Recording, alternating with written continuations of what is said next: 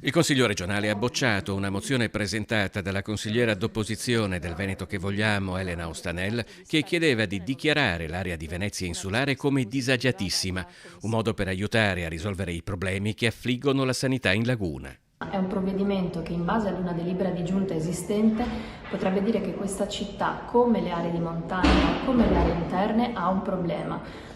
rispetto ai cittadini che vivono in questa città e ad esempio non accedono al medico di base o non accedono ai servizi di base. Per i consiglieri regionali del Partito Democratico Francesca Zottis e Jonathan Montanariello sarebbe stato necessario dare un seguito con un intervento strutturale alle buone iniziative avviate dall'ULSS per attrarre i medici di medicina generale.